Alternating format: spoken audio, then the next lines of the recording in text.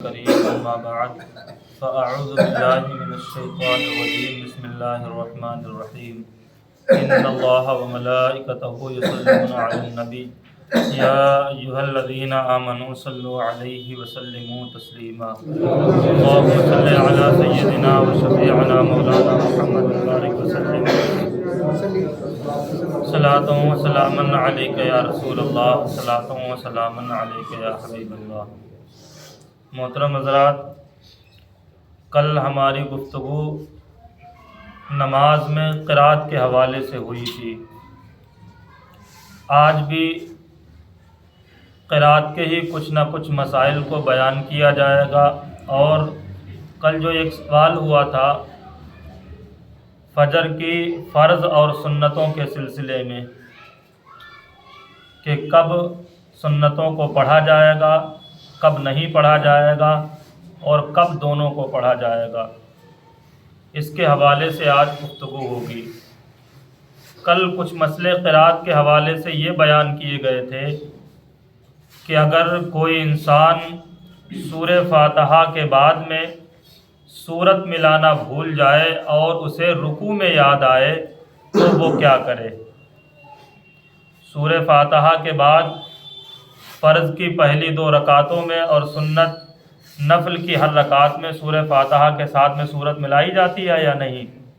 تو فرض نماز پڑھ رہا تھا اور سورہ فاتحہ کے بعد میں اس نے سورت نہ ملا کر بلکہ وہ رکوع میں چلا گیا، اور رکوع میں پہنچتے ہی اسے یہ یاد آ گیا کہ ہم نے سورت نہیں ملائی ہے، تو ایسی صورت میں وہ رکوع سے سیدھا کھڑا ہو جائے اور پھر سورت ملائے اور پھر دوبارہ رکوع کرے، اور جب آخر میں اپنی نماز مکمل کر چکے قاعدے میں آخر میں کیا کرے، سجدہ سہو کر لے، اس کی نماز ہو جائے گی۔ یہ مسئلہ کیا رہا کہ جب ہمیں وہ چیز کہاں یاد آ گئی، رکوع کے اندر یاد آ گئی۔ اب مسئلہ یہ پیدا ہوتا ہے ہمیں رکوع میں ہی یاد نہیں آیا بلکہ ہم رکوع کر چکے ہیں، اس کے بعد ہمیں یاد آیا، تو اس کی 2 صورتیں ہیں۔ کبھی تو ایسا ہوتا ہے کہ ہم فرض کی پہلی دونوں رکعتوں میں سورت ملانا بھول جاتے ہیں، اور کبھی ایسا ہوتا ہے کہ ایک میں سورت ملانا بھول جاتے ہیں، دوسرے میں ہمیں یاد آ جائے۔ تو اگر فرض کی پہلی دونوں رکعتوں میں اگر ہم سورہ فاتحہ کے ساتھ سورت ملانا بھول جائیں اور رکوع کے بعد ہمیں یاد آئے کہ ہم نے سورت نہیں ملائی ہے، تو اس کا مسئلہ یہ ہے کہ آخر کی جو 2 رکعتیں بچی ہوئی ہیں، تیسری اور چوتھی، تو پھر اس میں سورت ملا لے اور آخر میں کیا کر لے، سجدہ سہو کر لے۔ بات سمجھ میں آ گئی ہے؟ ایک میں رہا تو دوسری کر لے، دوسری میں پڑھ لے، 2 رہا تو دونوں پڑھ لے۔ ہاں سمجھ گئے۔ اب وہی مسئلہ آگے بیان کرنے جا رہے ہیں کہ اب اگر کوئی مغرب کی نماز پڑھ رہا ہے اور پہلی 2 رکعتوں میں بھول گیا، تو ابھی تو آپ نے یہ بتا دیا کہ تیسری اور چوتھی میں ملا لے، لیکن مغرب میں تو چوتھی ہوتی نہیں ہے، تو پھر وہ کیسے کیا ملائے گا؟ تو یہ مسئلہ یہ ہے کہ وہ تیسری میں ملا لے اور 1 رکعت کی صورت جاتی رہے گی، اس کے بدلے میں کیا کر لے، سجدہ سہو کر لے۔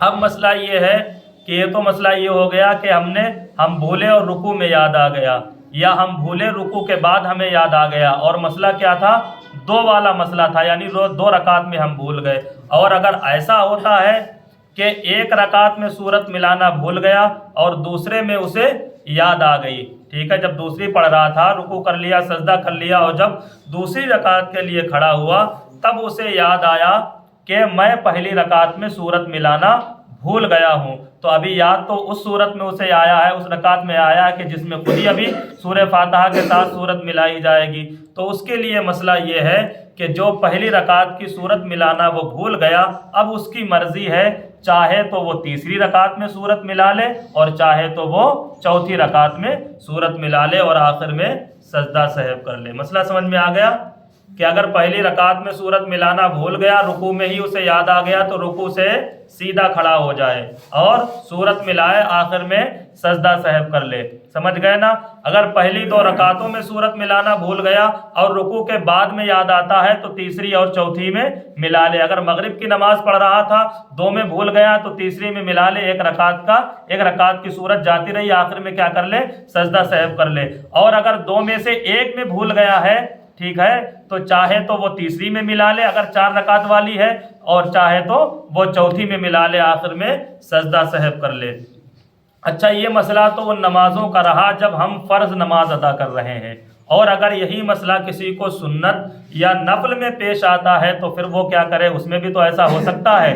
لیکن یہ یاد رکھنا چاہیے، یہ فرض کے مسئلے اس لیے بیان کیے گئے ہیں کہ ان میں پہلی 2 رکعتوں میں سورت ملائی جاتی ہے اور آخر میں نہیں ملائی جاتی ہے، لیکن سنت اور نفل کا مسئلہ ایسا ہوتا ہے، چاہے وہ پہلی ہو، چاہے وہ دوسری ہو، چاہے وہ تیسری یا چوتھی ہو، اس میں تو سب میں ہی کیا ملایا جاتی ہے، سورت ملائی جاتی ہے۔ لیکن اگر اس میں بھی ایسا ہوتا ہے کہ اسے یاد آ گیا 2 رکعتیں پڑھ چکا تھا، اب اسے یاد آ رہی کہ نہیں میں نے سورت نہیں ملائی، تو اب ایسا تو ہو نہیں سکتا ہے کہ اس میں نہیں ملائی بعد والے میں ملا لے، اس لیے کہ اس میں بھی پہلے سے ہی ملانا ہے، تو پھر اس میں کیا ہے، ملانے ولانے کی ضرورت نہیں ہے، جو ہو چکا وہ ہو چکا، آخر میں کیا کر لے، سجدہ سہو کر لے، نماز ہو جائے گی۔ یہ تو مسئلہ وہ رہا کہ جس میں ہم بھول گئے تو ہم اپنی نماز کو کیسے درست کریں۔ اچھا، ایک بھول ایسی بھی ہوتی ہے کہ ہم نے سورت پڑھی پہلی رکعت میں، اور جب ہم دوسری رکعت کے لیے کھڑے ہوئے تو سورہ فاتحہ کے بعد میں پھر ہم نے وہی سورت ملانا شروع کر دیا، اور فوراً مجھے یاد آ گیا کہ یار میں نے پہلی رکعت میں تو ابھی پڑھی تھی، اور دوسری رکعت میں پھر ہم نے پڑھنا شروع کر دی۔ تو پھر مسئلہ ایسا ہے، اگر کوئی وہ جان بوجھ کر ایسا کرتا ہے کہ جس کو پہلی رکعت میں پڑھ چکا ہے اور پھر دوسری رکعت میں اسی کو پڑھ رہا ہے، تو جان بوجھ کر ایسا کرنا مکروہ تنزیہی ہے، اور اگر بھول کر وہ ایسا کرتا ہے تو اس کے اوپر کوئی بھی گناہ نہیں ہوگا، سمجھ گئے نا، اور نہ ہی کوئی ہر جگہ اگر بھول کر، اور اگر اسے یاد ہی نہیں ہے، وہی ایک صورت ہی یاد ہے، تو پھر نہ گناہ اور نہ ہی کوئی حرج ہے، سمجھ گئے۔ ایک مسئلہ وہ پیدا ہوتا جس کو میں نے بہت پہلے بھی بتایا تھا کہ الٹا قرآن نماز کے اندر پڑھنا کیا ہے، مکروہ تحریمی ہے، اور جو انسان مکروہ تحریمی کام کرتا ہے وہ گناہ کا مستحق ہوتا ہے۔ مثال کے طور پر ہم نے کوئی رکعت میں سورت ملائی پہلی رکعت میں، اور دوسری رکعت میں جب کھڑے ہوئے تو پھر ہم نے اس سے اوپر کی صورت ملانا شروع کر دی۔ اگر یہ کوئی ایسا کرتا ہے تو وہ کیا کرتا ہے، مکروہ تحریمی فعل کرتا ہے، مکروہ تحریمی فعل۔ اگر جان بوجھ کر ایسا کرتا ہے تب تو کیا کرے گا، مکروہ تحریمی کا ارتکاب کرنے والا ہوگا، اور اگر بھول کر مثال کے طور پر ہمیں یاد ہی نہیں رہا، اور پھر بعد میں جب ہم اس کے اوپر کی پڑھنا شروع کر دی، تب جا کے ہمیں یاد آ گیا کہ نہیں پہلے ہم نے نیچے والی پڑھی تھی، اب جا کے ہم اوپر والی پڑھنا، تو اچھا حکم کیا ہوگا اس کے لیے کہ وہ چھوڑے، بعد والی پڑھے یا اسی کو پورا کرے۔ تو حکم یہ ہے کہ اگر اس نے زبان سے پڑھنا شروع کر دی ہے تو پھر اب چھوڑنے کی ضرورت نہیں ہے، اسے اسی کو مکمل کرے اور آخر میں کیا کرے، سجدہ سہو کرے۔ دوسرا مسئلہ یہ آتا ہے، آج ایک بچے نے اس سے پوچھا تھا اور میں نے پہلے ہی بتایا تھا، اچھا اوپر نیچے کی ہم سمجھیں گے تو تبھی جب یا تو ہم قرآن شریف پڑھے ہوئے ہوں، سمجھ گئے نا، اور وہ لوگ خاص طور پر اس مسئلے کو یاد رکھیں، جب پوچھ کر یاد کریں جو بیچارے قرآن شریف پڑھے ہی نہیں ہیں، سن کے جنہوں نے سورتوں کو یاد کیا ہے، سمجھ گئے نا، تو وہ بیچارے کیا جانیں گے کہ کون سے پہلے ہے اور کون سی بعد میں ہے۔ تو ان کی اصلاح اس طور پر ہو سکتی ہے کہ جو قرآن شریف پڑھے ہوئے ہیں، حافظ بھی ہیں، ہم بھی موجود ہیں، وہ اپنے جن صورتوں کو وہ پڑھتے ہیں، جو صورتیں انہیں یاد ہیں، کم سے کم وہ جا کے اس سے یہ کہیں کہ ہمیں یہ صورتیں یاد ہیں، اب ہمیں ان صورتوں کے درمیان میں ترتیب یہ بتا دو کہ ہم کہاں سے شروعات کریں اور اس کے بعد میں کون سی پڑھیں اور اس کے بعد میں کون سی پڑھیں۔ اس لیے کہ آپ کو تو معلوم نہیں آپ نے کس طرح یاد کیا ہے، سن کر کے یاد کیا، اگر آپ پڑھے ہوئے ہوتے تو اگر ترتیب نہیں یاد تھی تو آپ قرآن شریف دیکھ کے یاد کر سکتے۔ اب آپ کے لیے تو دیکھنا اور نہ دیکھنا دونوں برابر ہے، جو بیچارے نہیں پڑھے تو وہ کیسے اصلاح کریں کہ جو صورتیں انہیں یاد ہیں یا تو وہ مجھے بتا دیں کہ مجھے یہ صورتیں یاد ہیں تو میں کہاں سے پڑھوں، اس کے بعد دوسرے نمبر پہ کون سی پڑھوں، تیسرے نمبر پہ کون سی پڑھوں اور چوتھے نمبر پر کون سی پڑھوں۔ آج اس بچے نے یہ پوچھا تھا کہ مجھے 4 صورتیں یاد ہیں، اب مجھے یہ بتا دو کہ میں شروع میں پہلی رکعت میں کون سی پڑھوں، دوسری رکعت میں کون سی پڑھوں اور آخر میں کون سی پڑھوں۔ تو میں نے بتایا ہاں تم پڑھے نہیں ہو تو تم یہاں سے شروع کرو اور یہاں پر ختم کرو۔ ہوتا ایسا ہے کہ جو انسان سب سے پہلے پڑھتا ہے اسے سب سے بعد میں پڑھنا چاہیے، اور جو سب سے بعد میں پڑھنا چاہیے اسے سب سے پہلے پڑھ لیتا ہے، ٹھیک ہے۔ دوسرا مسئلہ یہ بھی ہے کہ جو لوگ قرآن شریف وغیرہ پڑھے ہوئے ہیں تو کبھی کبھی ایسا ہوتا ہے 2 صورتیں جو ہوتی ہیں نا وہ چھوٹی چھوٹی صورتیں ہوتی ہیں۔ پہلی رکعت میں ہم نے کوئی چھوٹی صورت پڑھی اور دوسری رکعت میں جب ہم کھڑے ہوئے تو बीच की हमने कोई छोटी सूरत छोड़ने के बाद में उसके बाद की कोई छोटी सूरत पढ़ना शुरू कर दिया। ऐसा अगर जो करता है, ऐसा करना भी क्या है, मना है। जब दोनों छोटी ही सूरतें हैं तो फिर बीच में फलांगने की ज़रूरत नहीं। हाँ, दरमियान में अगर कई सूरतें वो छोड़ देता तब जाके कहीं आगे पकड़ता है तो ऐसा करने में कोई हर्ज नहीं। बीच में एक छोटी सूरत छोड़ के दूसरी छोटी सूरत को पकड़ना ये मना है। समझ गए? ये मसला किसका रहा? क़िराअत का मसला रहा। मसला याद कर ले कि अगर पहली रकात में हम क्या सूरत मिलाना भूल जाते हैं, रुकू में मुझे याद आ जाता है तो खड़े हो जाएं और सूरत मिला लें, उसके बाद रुकू करें और आखिर में सजदा सहव कर लें। 4 रकात नमाज पढ़ रहे थे, 2 रकात में हम सूरत मिलाना भूल गए और रुकू करने के बाद हमें ये याद आया कि हमने सूरत नहीं मिलाई है, तो ऐसा करने वाला इंसान तीसरी या चौथी में सूरत मिला ले और आखिर में सजदा सहव कर ले। 3 रकात वाली नमाज पढ़ रहा था और 2 में सूरत मिलाना भूल गया है, तो फिर अब उसके पास 1 बची है, उसी 1 में मिला ले और आखिर में सजदा सहव कर ले। अगर 2 रकात नमाज पढ़ रहा था फर्ज, पहली में भूल गया सूरत मिलाना, दूसरी में उसे याद आ गया, तो फिर वो क्या करेगा? अगर 4 रकात पढ़ रहा था तो तीसरी में चाहे मिलाए और चाहे तो वो चौथी में मिलाए। और अगर 2 रकात वाले में ऐसा होता है, 2 रकात में तो नमाज फर्ज है कि नहीं, 1 में मिलाना भूल गया और दूसरी में उसे याद आता है, तो अब उसके पास कोई चारा कार नहीं है, आखिर में क्या करेगा? सजदा सहव करेगा। सुन्नत नफल अगर वो पढ़ रहा है और पहली 2 में सूरत मिलाना भूल गया या 1 में ही सूरत मिलाना भूल गया, अब आखिर वाली कोई खाली तो है नहीं जिसमें वो बाद में मिला लेगा, तो क्या है? आखिर में सजदा सहव कर ले, नमाज मुकम्मल कर सकता है। ठीक है। दूसरा यह है कि पहली रकात में जो सूरत मिलाई, दूसरी में फिर भूल कर उसी को शुरू कर दिया, तो अब छोड़ने की ज़रूरत नहीं है, उसी को मुकम्मल कर ले। अगर जानबूझकर कोई ऐसा करता है तो ये मकरूह तंज़ीही है, और उल्टा कुरान पढ़ना ये क्या है? मकरूह तहरीमी। उसके मसले हमने यही बताए हैं कि आप तरतीब याद कर लें, पूछ लें कि तरतीब किस अंदाज में होना चाहिए। जो पहले सूरत है उसको पहले पढ़ें और जो उसके बाद में है उसको बाद में पढ़ें। दरमियान में 2 सूरतों के दरमियान में कोई छोटी सूरत छोड़ना ये भी क्या है?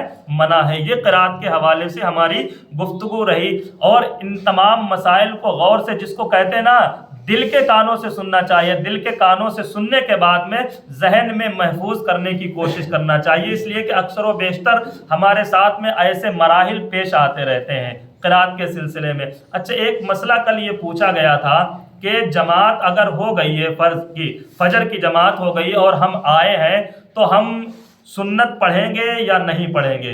देखिए, इसकी 3 कंडीशनें बन सकती हैं। एक तो हम उस वक्त में आए हैं कि जमात तो हो गई लेकिन फजर का वक्त बाकी है, एक हालत ये पैदा हुई। दूसरी हालत ये है कि हम ऐसे वक्त में नमाज पढ़ने के लिए आए कि हम फ़र्ज तो पढ़ सकते हैं लेकिन सुन्नत पढ़ने का हमारे पास वक्त नहीं है। ठीक है, 2 सूरतें हो गई। और तीसरी सूरत ये है कि हम उस वक्त में आए, ना तो फ़र्ज पढ़ने का वक्त है और ना ही सुन्नत पढ़ने का वक्त है। ये 3 मसले पैदा हो सकते हैं, कब? फजर की नमाज में। इसके अलावा चौथा मसला पैदा हो ही नहीं सकता है। आप उस वक्त में आए कि नमाज का मुकम्मल वक्त आपके पास है, इतना कि आप सुन्नत भी पढ़ सकते हैं और फ़र्ज भी पढ़ सकते हैं। दूसरा मसला ये पैदा हो सकता है कि मुकम्मल वक्त जा चुका है। तीसरा मसला ये पैदा हो सकता है कि फ़र्ज पढ़ने का तो वक्त है लेकिन सुन्नत पढ़ने का वक्त नहीं है। अब इनका हुक्म क्या है, कैसे पढ़ेंगे, वो अब सुन लीजिए। कोई इंसान अगर उस वक्त में आया कि जमात हो चुकी, इसलिए कि ये मसले जमात के बाद ही पैदा होंगे, जमात हो रही होगी तो मसले पैदा होने की कोई ज़रूरत ही नहीं।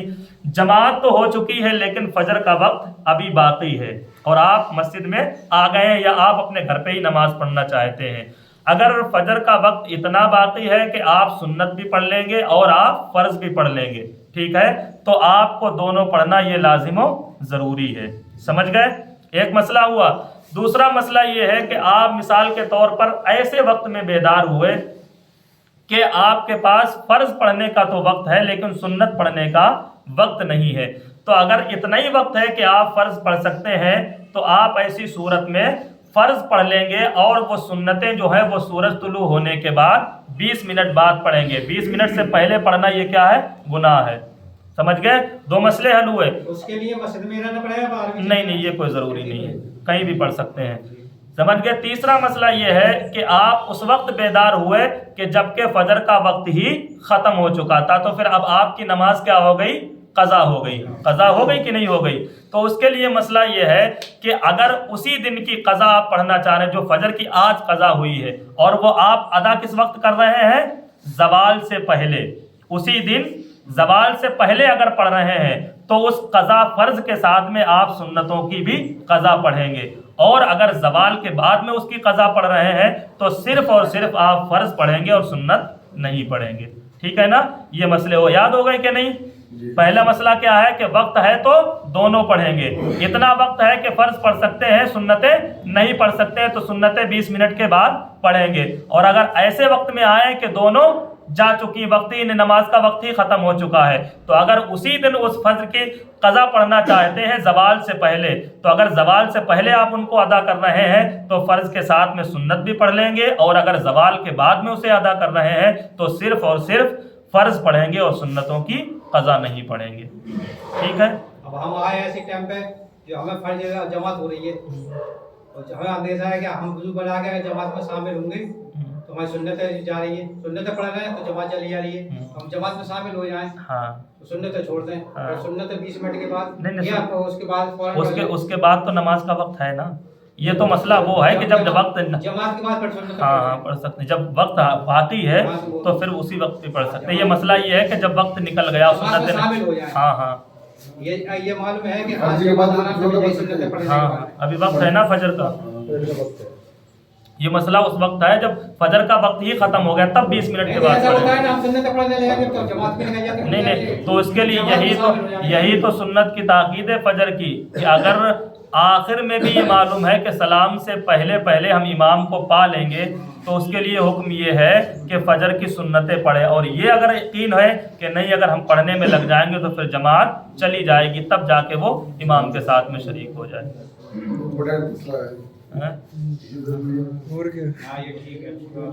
اور بتائیں کسی کو اگر کچھ پوچھنا ہے.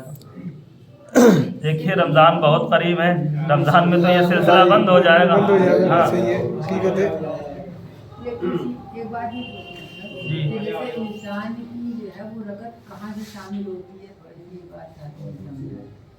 جب تک امام کو مقتدی رکوع میں پا لے، ٹھیک ہے نا، تو وہ رکعت کو پانے والا ہوگا، اور اگر رکوع کے بعد میں پاتا ہے سجدہ وغیرہ میں تو پھر وہ رکعت کو پانے والا نہیں ہوگا. ہماری سبحان ربی العظیم آخر کی نیند امام کی شروع کی سین سے پہلے ہو جائے گی. نہیں یہ تو مسئلہ سین اور عین کا مسئلہ کچھ نہیں ہے، مسئلہ ہے رکوع میں پانے کا. سمجھ گئے نا؟ اگر اس نے اللہ اکبر کہہ دی ہے اور آپ رکوع میں جا رہے ہیں تو آپ رکوع کو پانے والے نہیں ہوں گے. تسبیح سے کوئی مطلب نہیں ہے کہ آپ نے تسبیح پڑھ پائی ہے یا نہیں پڑھ پائی. آپ نے اگر امام کو رکوع میں پا لیا اور امام پہلے کھڑا ہوا اور آپ نے ابھی کوئی تسبیح نہیں پڑھی تو آپ کے لیے حکم یہ بھی ہے کہ جلدی پڑھنے کی کوشش کریں، اس کے بعد میں امام کے ساتھ میں شریک ہو جائیں. یہ ضروری نہیں کہ آپ وہ سین. اب اچھا یہ بتائیے امام آہستہ پڑھ رہا ہے اور آپ بھی آہستہ پڑھ رہے ہیں، آپ کیسے یہ جانیں گے کہ امام کی سین نکلی ہے یا عین نکلا ہے؟ تبھی تو یہ کہا گیا نا کہ امام کے تکبیر کہنے سے پہلے اگر آپ رکوع میں پہنچ گئے ہیں تو آپ کو رکعت ملی مانی جائے گی، اور اگر اس کے بعد میں پہنچتے ہیں کہ امام اللہ اکبر کہہ رہا اور آپ رکعت پانے کے چکر میں نیچے کے لیے جا رہے ہیں تو رکعت کو پانے والے نہیں. سمجھ گئے نا؟ اچھا یہ بتائیے، اچھا یہ بات سمجھ میں آنے والی ہے کہ نہیں؟ اچھا یہ بتاؤ رکوع میں آدمی جو تسبیح، اس کو بند کر لو، جو رکوع میں آدمی